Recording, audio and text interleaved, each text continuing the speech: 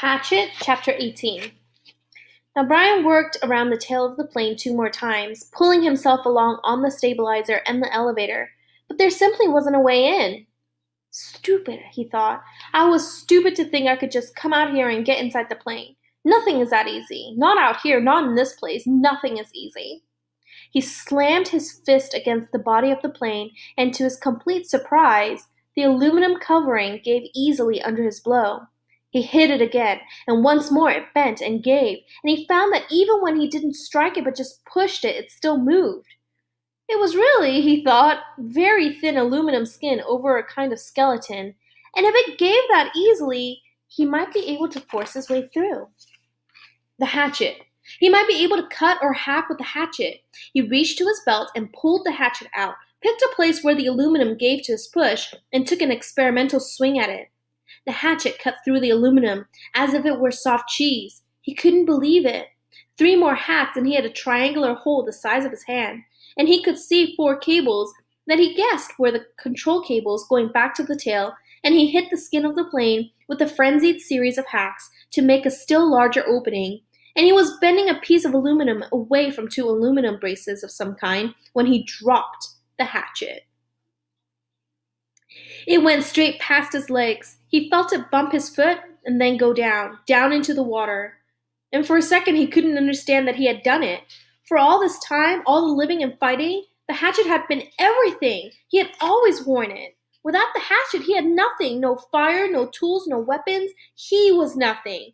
The hatchet had been him, and he had dropped it.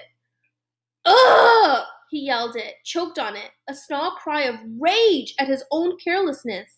The hole in the plane was still too small to use for anything, and now he didn't have a tool. That was the kind of thing I would have done before, he said to the lake, to the sky, to the trees.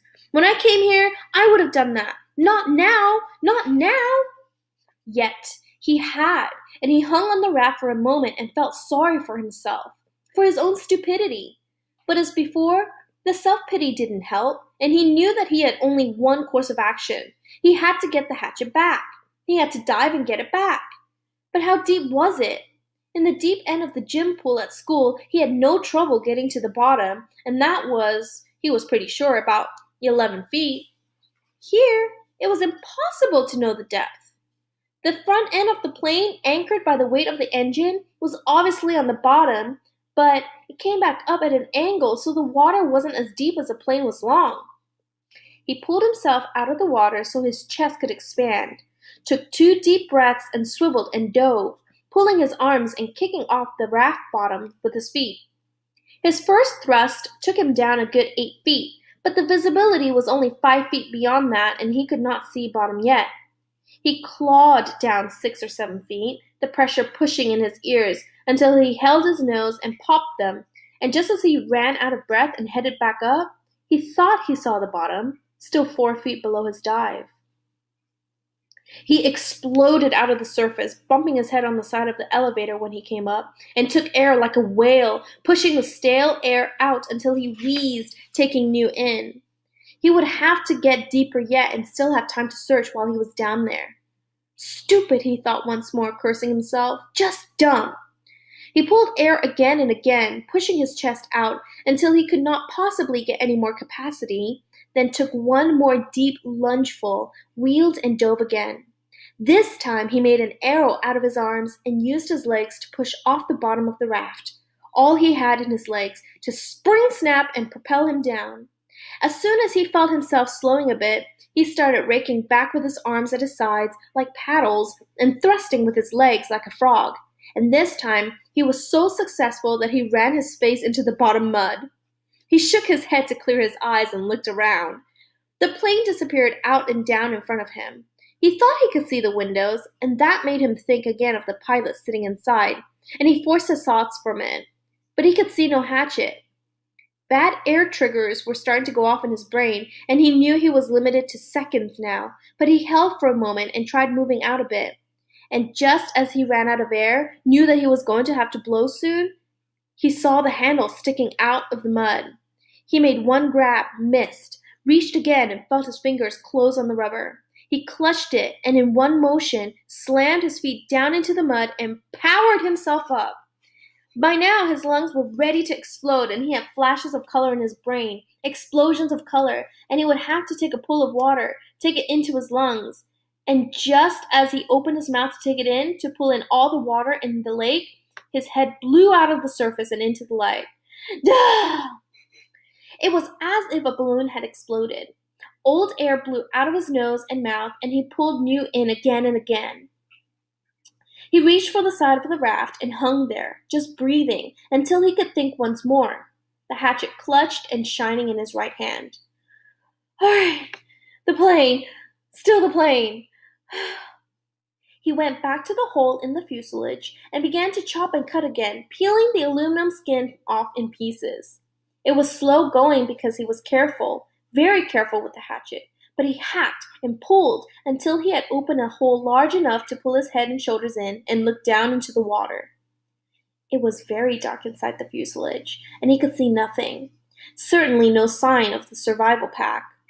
There were some small pieces and bits of paper floating on the surface inside the plane. Dirt from the floor of the plane had floated up, but nothing substantial. Well, he thought, did you expect it to be easy? So easy that way? Just open her up and get the pack, right? He would have to open it more, much more, so he could poke down inside and see what he could find. The survival pack had been a zippered nylon bag, or perhaps canvas of some kind, and he thought it had been red, or was it gray? Well, that didn't matter. It must have been moved when the plane crashed, and it might be jammed down under something else. He started chopping again, cutting the aluminum away in small triangles, putting each one on the raft as he chopped. He could never throw anything away again, he thought, because they might be useful later.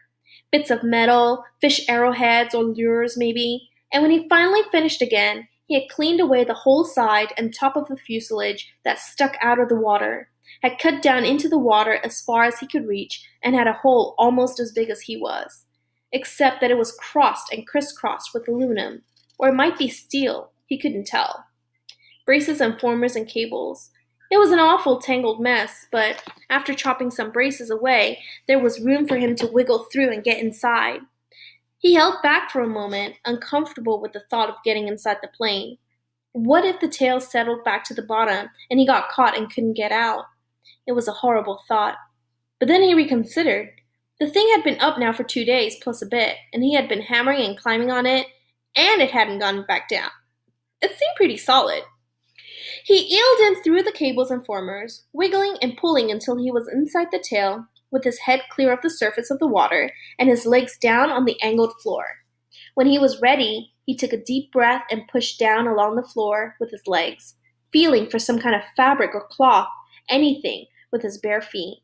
He touched nothing but the floor plates. Up, a new breath. Then he reached down to formers underwater and pulled himself beneath the water, his legs pushing down and down almost to the backs of the front seats.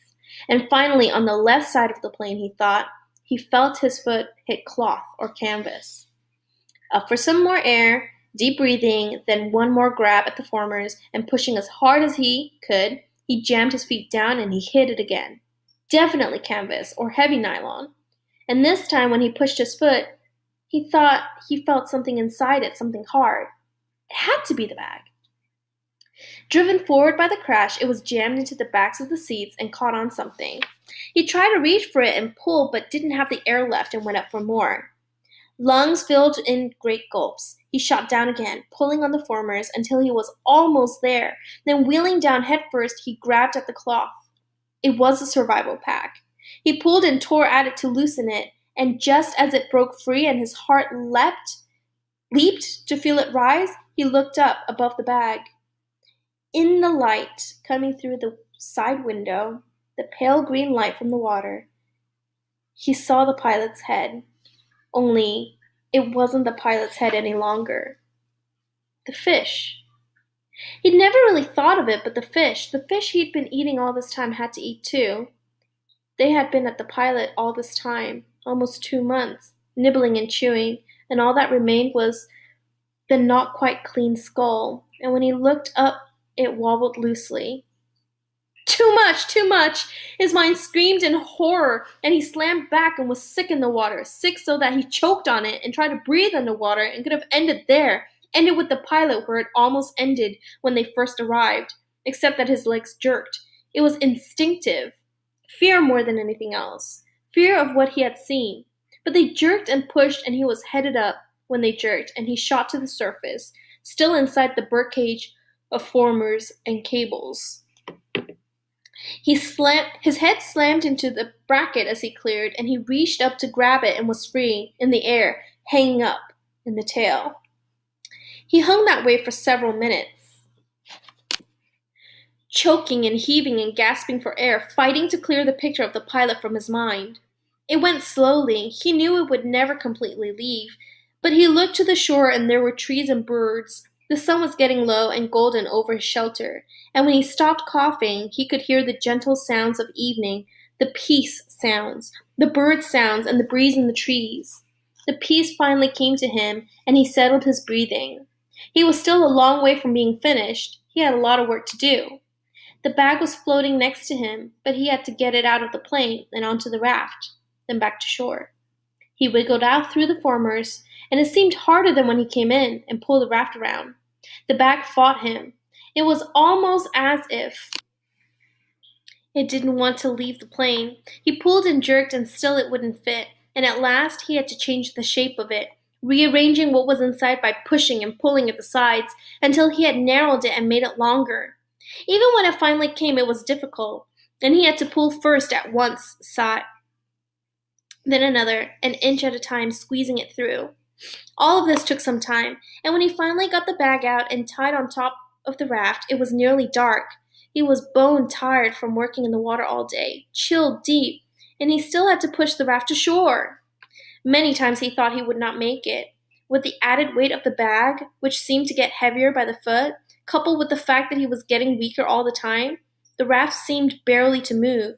He kicked and pulled and pushed, taking the shortest way straight back to shore, hanging to rest many times, then surging again and again.